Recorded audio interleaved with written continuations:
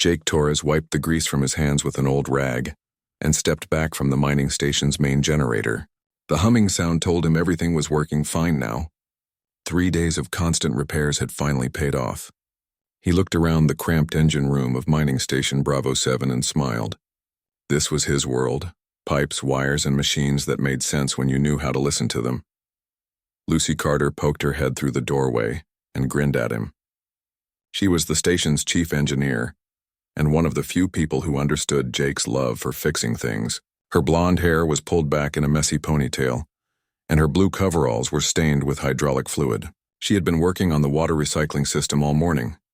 "Nice work on the generator," she said while climbing down the ladder.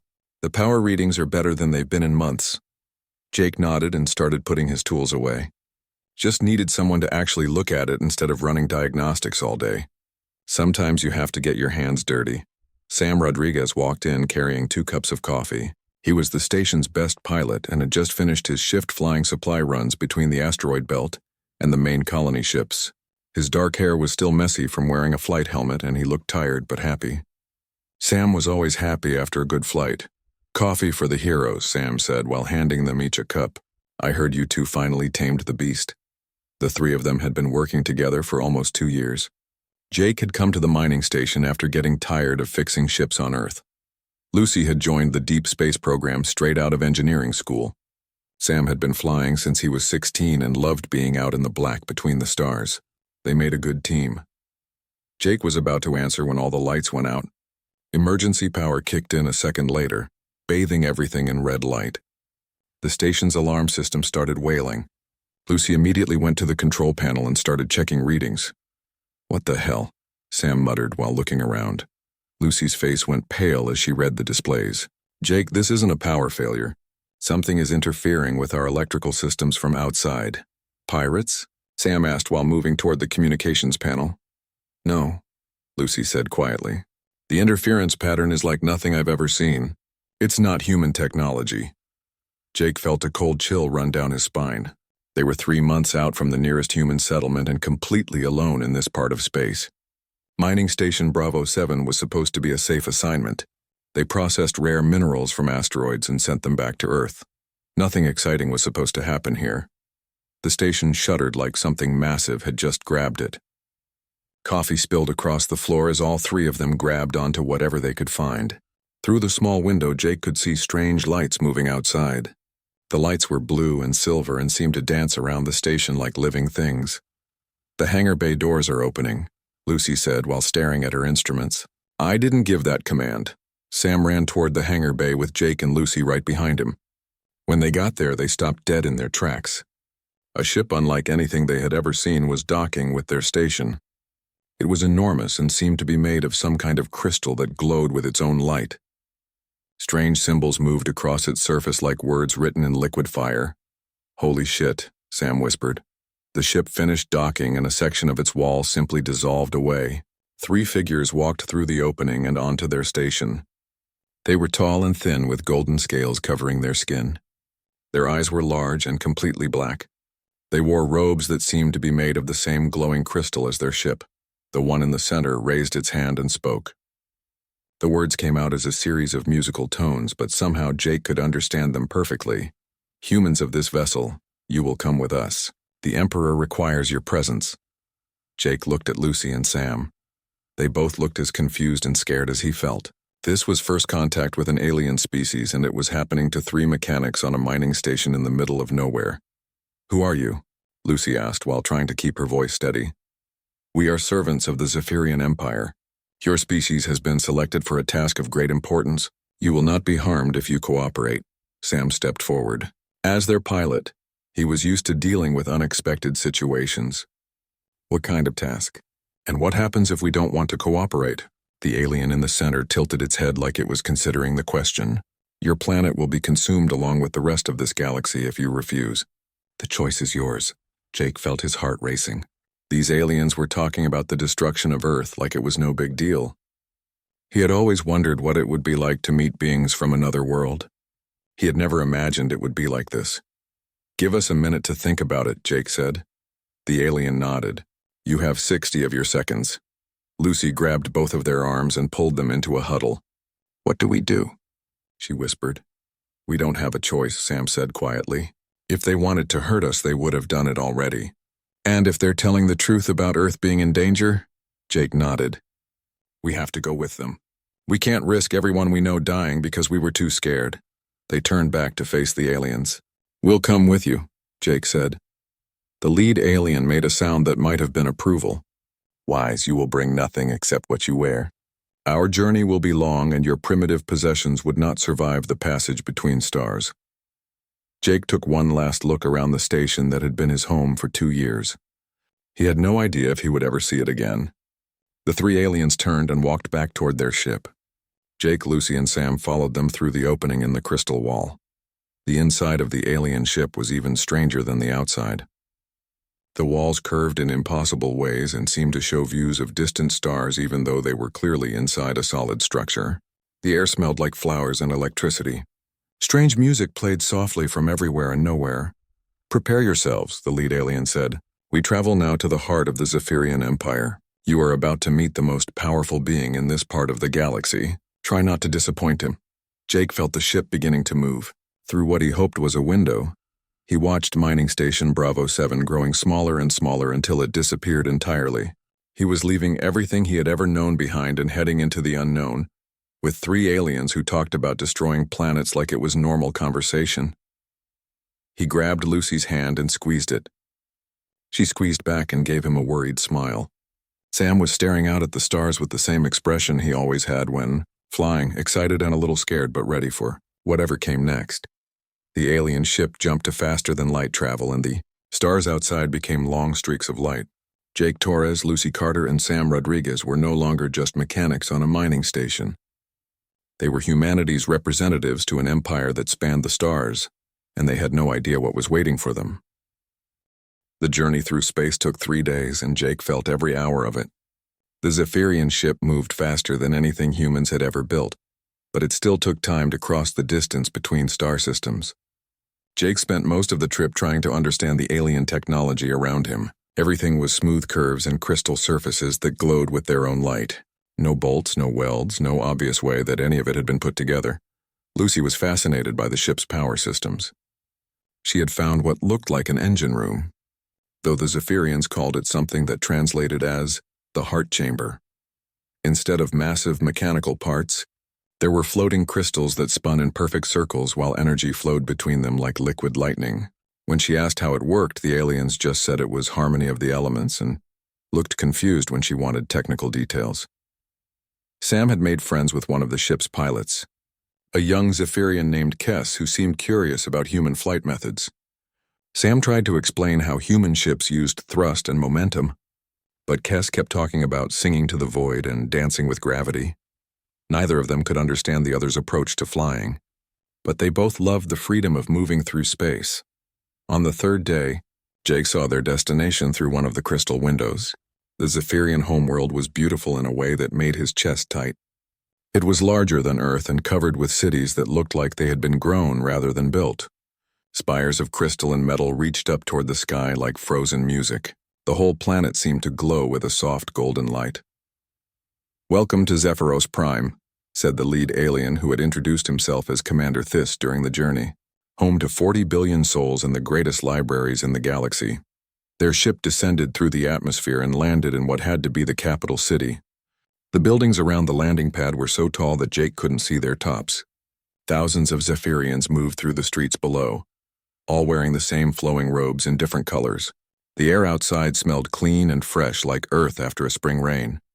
Commander Thys led them through the city toward the largest building Jake had ever seen. It was a palace that stretched for miles in every direction, all made of the same glowing crystal as their ship. Guards in silver armor watched them pass, their black eyes following the 3 humans with obvious curiosity. "The Emperor waits in the deep chambers," Thys explained as they walked through corridors lined with artwork that seemed to move and change as Jake looked at it. "What you will see there has been hidden from most of our people for thousands of years. You must understand the danger before you proceed." They reached an elevator that dropped down through the planet's crust for what felt like hours. Jake's ears popped from the pressure change. When the doors finally opened, they stepped into a cavern so large that Jake couldn't see the other side. The walls were covered with symbols that glowed and pulsed like a slow heartbeat. The air was warm and filled with a low humming sound that seemed to come from the rocks themselves. Emperor Varix was waiting for them in the center of the cavern. He was taller than the other Zephyrians, and his scales were pure gold instead of the yellow-green of his subjects. His robes were made of some material that shifted colors as he moved, and his eyes held an intelligence that made Jake feel small and young. "So these are the humans," the Emperor said in a voice like distant thunder. "You seem very small to carry the weight of a galaxy's survival." Jake felt Lucy tense up beside him, but he stepped forward. Someone had to speak for humanity, and it might as well be him. "Your Majesty, we don't understand what you need from us, but we're willing to help if we can." Emperor Varix made a sound that might have been laughter. "Direct speech? I had heard this about your species." He gestured toward the far end of the cavern. "Come, see what has slept beneath our world for 5 million years." They walked deeper into the cavern, and Jake's breath caught in his throat. Rising from the stone floor was a machine that defied description. It was roughly humanoid in shape, but stood at least 300 feet tall. Its surface was covered with the same glowing symbols as the walls, but these were moving in complex patterns that hurt to look at directly.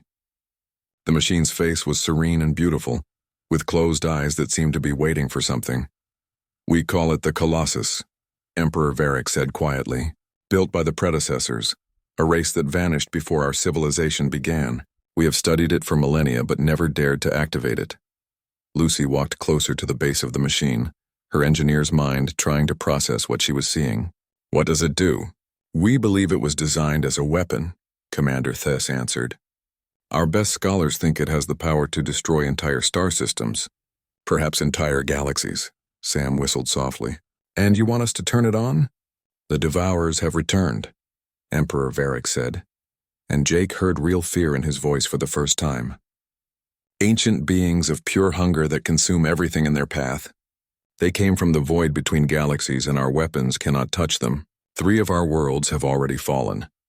The Emperor activated a holographic display that showed images of planets being consumed by writhing shadows. Jake watched in horror as cities disappeared into darkness and entire continents were devoured in minutes.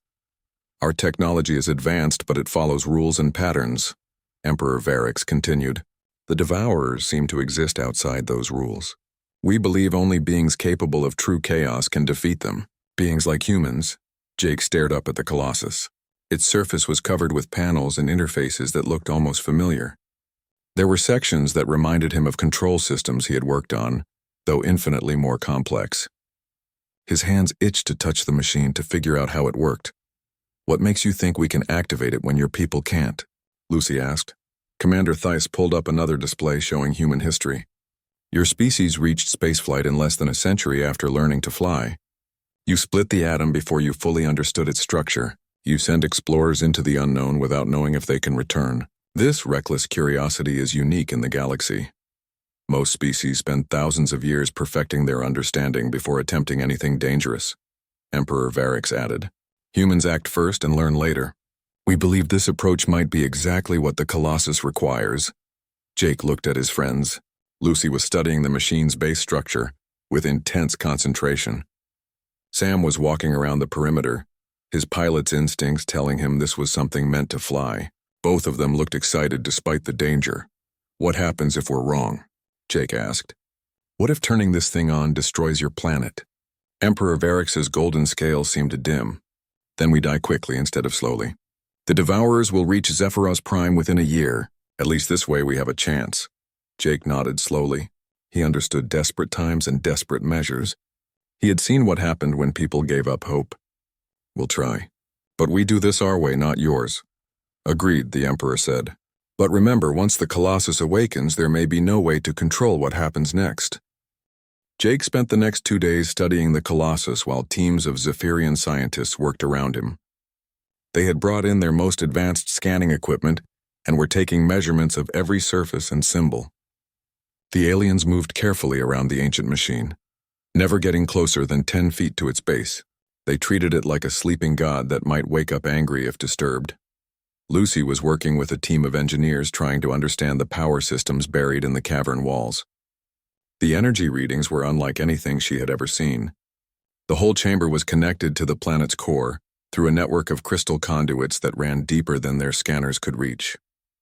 Whatever the Colossus was designed to do, it would have access to more power than most star systems produced. Sam had found a raised platform near the machine's head that looked like it might be a control center. The Zephyrians called it the interface chamber, and had been studying it for centuries without learning much. The symbols there were different from the ones on the machine's body, more complex and arranged in patterns that seemed almost musical. Commander Thys was in charge of the research team, and he took his job very seriously. He had spent his whole life studying predecessor artifacts, and this was the greatest discovery in Zephyrian history. Every measurement had to be perfect. Every scan had to be analyzed 3 times before being recorded. The scientific method was sacred to his people, and they would not rush anything that might damage their data. The surface temperature varies by exactly 0.3 degrees across the torso section, one of the junior scientists reported. The variation follows a pattern that might be related to internal energy flow. Excellent, Commander Thys replied, while marking notes on his crystal tablet. Run the scan again to confirm the measurements. We must be absolutely certain before we can begin theoretical modeling. Jake listened to this kind of talk for hours while he walked around the Colossus looking for things the aliens had missed. Their equipment was incredible and their knowledge was vast, but they thought like scientists instead of mechanics. They wanted to understand everything before touching anything. Jake had learned to fix machines by getting his hands dirty and figuring out what each part did. The more he studied the Colossus, the more familiar it seemed. There were sections that looked like access panels held in place by some kind of magnetic clamps. There were conduits running along the surface that reminded him of power cables, though they were made of materials he couldn't identify. Most importantly, there were places where the symbols seemed to form interfaces designed for hands to touch. "Lucy, come look at this," Jake called out while examining a section near the machine's left shoulder. Lucy climbed down from the scanning platform where she had been working and joined him at the base of the Colossus. "What do you see?" Jake pointed to a rectangular section where the symbols were arranged differently than anywhere else. "This looks like a maintenance access panel. See how these symbols are raised instead of carved in? And there are wear marks here like someone used to open this regularly." "The predecessors were humanoid," Lucy said while kneeling down to get a closer look.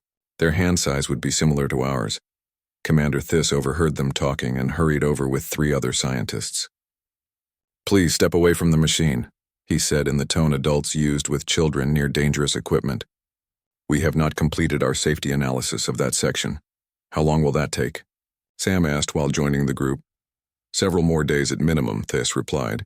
"We must map every energy signature before we can determine safe interaction protocols." Jake looked up at the towering machine above them. Its closed eyes seemed peaceful, but he could feel something waiting inside it. The whole chamber hummed with potential energy, like a generator that was ready to start but needed someone to flip the switch. All this scanning and measuring felt like a waste of time when entire worlds were being consumed by the Devourers. "What if we don't have several more days?" Jake asked. Before Commander Thys could answer, alarms started echoing through the cavern. Emergency lights flashed red and the peaceful humming of the chamber turned into an urgent wail. Emperor Varix appeared on a holographic communicator with panic in his golden eyes. "The Devourers have accelerated their advance," the Emperor announced. "They have consumed the Kepler system and are moving toward our outer colonies. We have weeks, not months." The scientists around Jake started talking rapidly in their own language. He caught words that his translation device turned into insufficient data and catastrophic risk and theoretical parameters. They were scared and wanted more time to study the problem instead of taking action. Jake felt the familiar frustration he got when people talked about fixing things instead of actually fixing them. He had spent his whole life around machines and he trusted his instincts more than any amount of theory. The Colossus was clearly designed to be operated by living beings, not controlled by computers from a safe distance. "We need to try now," Jake said while walking closer to the machine. "Absolutely not," Commander Thys said while moving to block his path. "The risk of planetary destruction is too high. We need at least another week of analysis." "The whole galaxy will be destroyed if we wait another week," Sam pointed out. Emperor Varix's hologram flickered as communication was interrupted by another emergency alert. When his image stabilized, his expression was grim. "I'm coming to the chamber. We will make our decision when I arrive." Jake looked up at the Colossus one more time. The raised symbols on what he thought was an access panel seemed to pulse slightly, as if the machine knew they were talking about it. His mechanic's instincts told him that this was a tool waiting to be used, not a puzzle that needed to be solved through endless analysis. 20 minutes later, Emperor Varix arrived in the cavern with his full council of advisors. The golden-scaled ruler looked older than he had 2 days ago.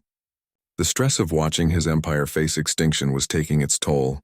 He listened to Commander Thys explain their research, progress in the scientists, concerns about premature activation. The theoretical models suggest a 67% probability of successful activation, Thys concluded, but there is a 31% chance of catastrophic failure that could destroy the planet, and a 2% margin of error in our calculations, added one of the other scientists. Emperor Varix nodded slowly. "So we risk certain death by waiting or probable death by acting." Jake couldn't stand listening to any more percentages and probabilities. While the aliens debated statistical models, he walked over to the section of the Colossus that looked like an access panel. The raised symbols seemed to be calling to him, begging him to complete a connection that had been waiting for millions of years. "Don't touch that," Emperor Varix yelled from across the chamber when he saw Jake reaching toward the ancient machine. But Jake's calloused hand was already pressing against the geometric pattern of symbols. The moment his skin made contact, the entire chamber exploded with light brighter than the sun. The light faded slowly, and Jake found himself still standing with his hand pressed against the Colossus. But everything had changed. The ancient machine's eyes were now open and glowing like twin stars. Energy flowed through the symbols on its surface in patterns that seemed alive. The peaceful humming of the chamber had become a deep thrumming that Jake could feel in his bones. The Zephyrians had scattered to the edges of the cavern, their black eyes wide with terror. Commander Thys was shouting orders to his scientists while they packed up their equipment. Emperor Varix stood frozen in place, staring up at the awakened machine like he was watching the end of his world. But Jake felt no fear. The moment he had touched the Colossus, something had connected in his mind. Not words exactly, but understanding that flowed directly into his thoughts. The machine was not angry or dangerous. It was relieved. It had been waiting for so long that it had almost given up hope. "Jake, are you okay?" Lucy called out from where she had taken cover behind a scanner array. "I'm fine," Jake said without taking his hand away from the machine. "Better than fine. I can hear it thinking." Sam appeared at his side, always ready to stand with his friends even when things got weird. "What's it saying?" Before Jake could answer, the Colossus spoke. Not with a voice that came through the air, but directly into their minds. The words formed themselves in their thoughts like memories they had always known. "Finally," the machine said, "I had begun to think the builders were wrong about your species." Emperor Varix stepped forward cautiously. "You can communicate with us?" "I can communicate with them," the Colossus replied while its glowing eyes focused on the 3 humans. "Your people think too much and feel too little. These 3 think with their hearts as well as their minds." Lucy moved closer, her scientific curiosity overcoming her caution. "You've been waiting for humans specifically?" The ancient machine's expression changed in ways that mechanical faces shouldn't be able to change. It looked sad and hopeful at the same time. "I was built by a race you call the predecessors. They were brilliant beings who created wonders beyond your imagination, but they had forgotten how to act without perfect knowledge." Images began flowing through Jake's mind. He saw the predecessors as they had been millions of years ago. Tall, graceful beings with technology that seemed like magic. They could reshape matter with their thoughts and travel between stars as easily as walking across a room. Their cities were works of art that spanned entire continents. They were like these golden ones, the Colossus continued while indicating the Zephyrians. Always studying, always analyzing, always seeking perfect understanding before taking action. When the Devourers first came to this galaxy, the predecessors spent centuries trying to understand them instead of fighting them. More images flashed through Jake's consciousness. He saw the Devourers as they truly were, not just hungry creatures but fragments of something that existed outside normal reality. They came from the spaces between dimensions where nothing was supposed to live. They consumed matter and energy and time itself, growing stronger with each world they destroyed. By the time my builders understood the threat, it was too late, the Colossus explained. The Devourers had grown too powerful to stop with conventional weapons. So the predecessors created me as their final act of desperation. Sam was listening intently while watching the energy patterns flow across the machine's surface. You're a weapon designed to fight the Devourers. I am more than a weapon, the Colossus replied. I am a tool that requires a specific type of wielder. The predecessors knew they could not use me themselves. Their need for certainty would prevent them from making the chaotic decisions necessary for victory. Emperor Varix had been silent during this exchange, but now he spoke up. Are you saying my people are too cautious to operate your systems? Your people are wise and careful, the Colossus said diplomatically. But wisdom and caution cannot defeat an enemy that exists outside the rules of reality. The Devourers feed on predictability.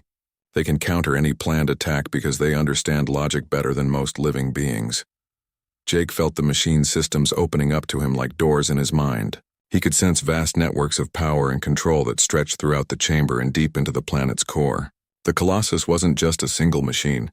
It was connected to similar devices buried on worlds throughout the galaxy. How many others like you are there? Lucy asked. 17 remain functional, the Colossus answered. The rest were destroyed when the Devourers consumed their guardian worlds. Each machine requires a crew of 3 beings capable of intuitive action. Like us? Sam asked. Exactly like you. The Colossus confirmed. 1 to guide my movement through space, 1 to channel my energy systems, and 1 to coordinate our attacks. The predecessors built me to be operated by instinct rather than calculation. Jake could feel the machine teaching him its systems without using words. Knowledge flowed directly into his understanding, like he was downloading the manual for the most complex piece of equipment ever built. But instead of technical specifications, he received emotional impressions of how each system was meant to be used. Lucy gasped as the same knowledge transfer began happening to her. She could suddenly comprehend energy systems that operated on principles beyond current physics. The Colossus used power sources that drew energy from the quantum foam itself, tapping into the fundamental forces that held reality together. Sam laughed as piloting knowledge filled his mind. The Colossus could move through dimensions the way normal ships moved through space. It could exist in multiple realities simultaneously and strike enemies from directions that didn't technically exist. This is incredible, Lucy said, while her eyes glowed with reflected light from the machine. The power systems use quantum entanglement to draw energy from parallel universes, and the navigation systems let us fly through folded space-time, Sam added. We could be anywhere in the galaxy in minutes. Jake nodded while absorbing tactical information about fighting interdimensional entities. But we have to trust our instincts completely. The moment we start second-guessing ourselves, the Devourers will predict our actions. Commander Thys had been recording everything on his instruments, and now he approached carefully. The energy readings are unlike anything we've ever detected. How is this level of power possible without destroying the planet? The machine exists partially outside normal reality, Lucy explained as the knowledge became clear in her mind.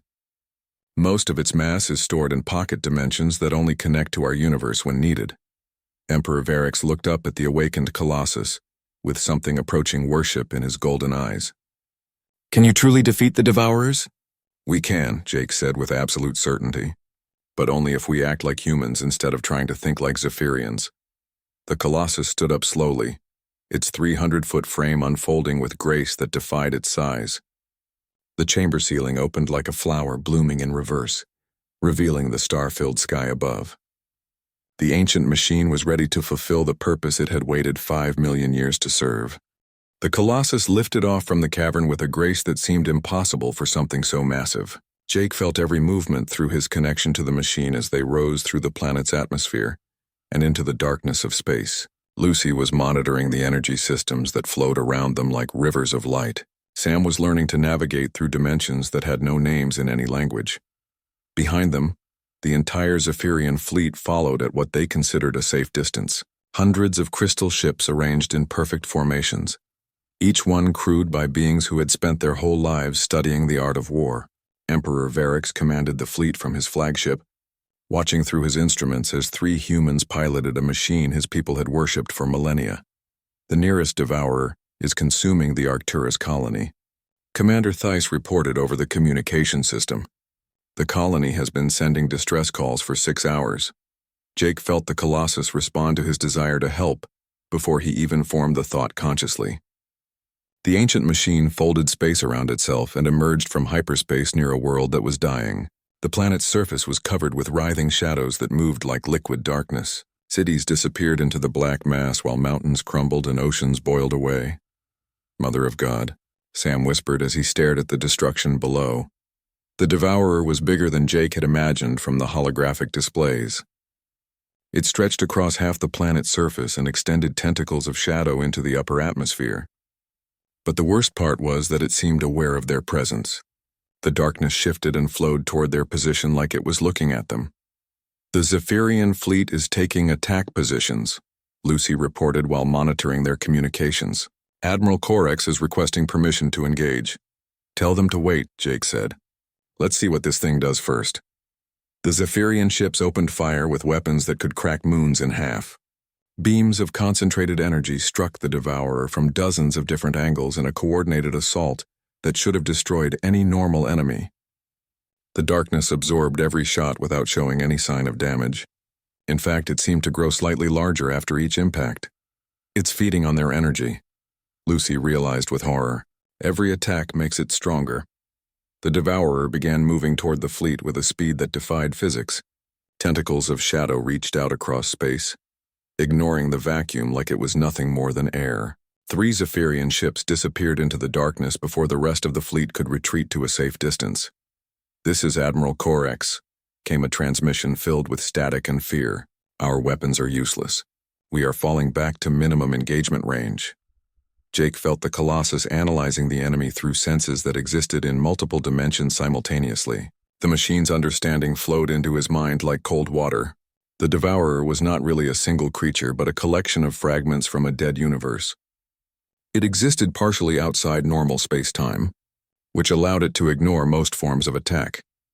"We need to hit it from inside its own dimensional space," Jake said while his hands moved over control interfaces that felt as familiar as his old toolbox. "That's impossible," Sam replied. "Nothing can exist in that kind of environment." "We can," Lucy said as she channeled power through systems that drew energy from 17 different quantum states.